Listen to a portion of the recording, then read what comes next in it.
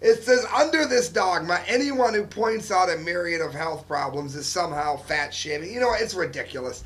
Let's face it, most of America, myself included, could afford to lose a few pounds. We don't need people telling us that it's okay to be fat so that we can die of cancer and heart disease. We need people helping keep us in shape. And that goes for me too. And friends, you know what that brings us to? That brings us to the dum-de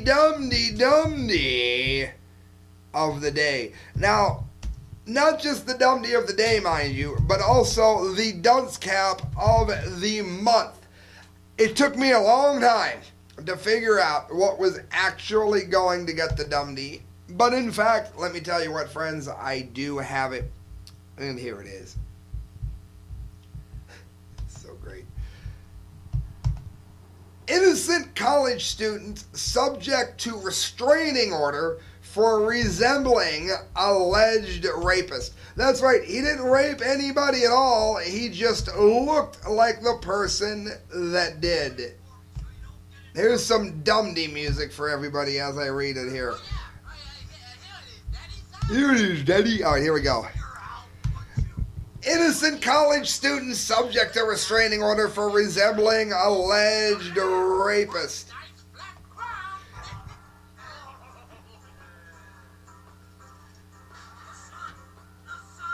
A dum-de for a son. Now, what am I talking about? An innocent male student was reportedly banned from entering large areas of his liberal arts school in Oregon after a female classmate accused him of slightly resembling a rapist that she encountered months prior in another state.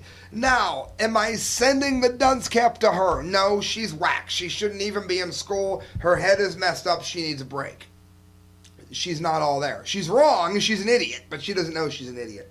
I wanted to give it to the university, but they don't say who the university is. So I am sending the Dunce Cap of the Month award to the Oregon State Education Department. According to Professor Janie Halley, who detailed the incident in an article for the Harvard Law Review, the unnamed male student was forced to abide by the restraining order despite being found innocent during an extensive school investigation. In other words, maybe I look like somebody that raped somebody. Now, I hope I don't, because rape to me, whether it's a male on female, female on male, male on male, or woman on woman, or man on beast, woman on beast, it's wrong. Wrong, wrong, wrong. But if I do happen to look like a rapist, well, maybe you should just shut down my channel. Maybe you should stop my band from being allowed to play in any place that might come in contact with this woman who might have to see me because I look like somebody that offended her. BS. I recently assisted a young man who was subjected by administrators at his small liberal arts university, which they didn't name, which is why I'm sending it to the Educational Department of Oregon, to a month-long investigation into all of his campus relationships, seeking information about his possible sexual misconduct in them, Haley wrote. So, they went through this man's past because he looked like her rapist. Now, it's pretty easy to search the database in a college. I know, I went there. I helped work in one once. Stark State College, for those of you that doubt me. It's very, very easy to get someone's name from school records. So they knew that this wasn't the guy that raped her. It says, calling the investigation an immense invasion of his privacy and his friend's privacy, and he's right, Haley stated that the ensuing punishment resulted in the near-complete dismantling of his education at the college. He was ordered to stay away from a fellow student, cutting him off from where he lived, his campus job, he was working for his education, and the educational opportunity to learn in proximity to this harlot, all because he reminded her of the man who had raped her months before and thousands of miles away. Did I call her a harlot because she was raped? No, I called her a harlot because I hope to offend her because she's offending me. Is she a harlot? Probably not. I just want to offend her. Choosing, which is my First Amendment right, choosing to prosecute him based solely on the feelings of another, college officials subjected the male student to near impossible guidelines. The stay-away order remained in place and was so broadly drawn up that he was at constant risk of violating it and coming under discipline for that, for looking like a rapist. When he didn't even rape anybody, he was a normal guy that never ever thought about raping anybody. Like me. I tell you, I have a lot of weird, I'm the worst Christian ever. I look at porn, I can give you all the sites to prove it. Never once dreamed of raping anybody. Nope, not once.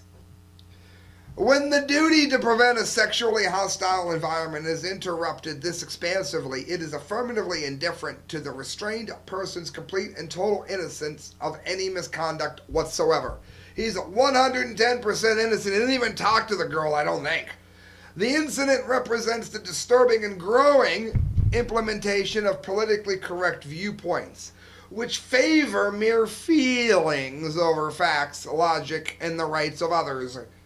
As noted by PJ Dub, Paul Joseph Watson at InfoWars, countless young men across the country have seemingly given up on approaching women over the fear of violating some absurd written rule of political correctness. Friends, that won the dunce cap of the month. Really, I couldn't think of anything dumber than that. The man was barred from a proper education because he looked like a rapist. Guys, Christelle is bringing up the most awesome dunce cap of the month certificate you've ever seen.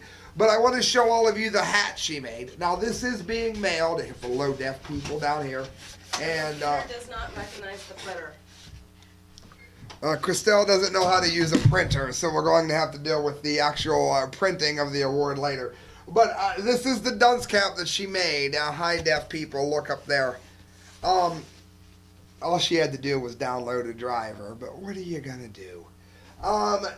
There's a butter knife.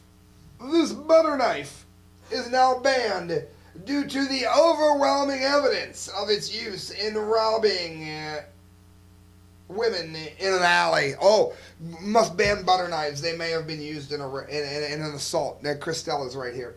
Girl to police officer, quote, "My neighbor's dog reminds me every day of the dog, of the man who owned the dog that looked like it who attacked me.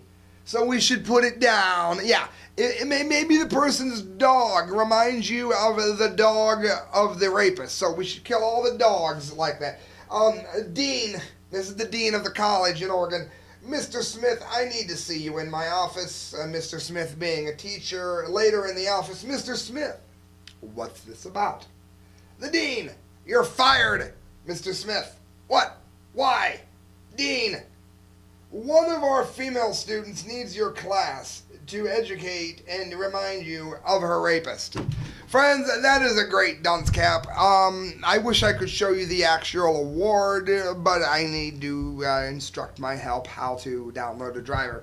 Friends, you're listening to what are you gonna do? You're listening to The Correct Views. Sam I.B. to Gangi, doing the commentary here. I'm part of the Media Speaks. Go to themediaspeaks.com, look up the work of Kyle, Court, D. Lake, and myself. Also, you can donate to the show if you want to at thecorrectviews@hotmail.com. Every penny you give to me goes towards a better show. All of this show has been brought to you by Change Transportation. Look them up if you're within like a 50 or 100 mile radius of Canton, Ohio, because he will give you the absolute best rate that you have ever had on transportation, and he will price match others. Good night, friends. God bless.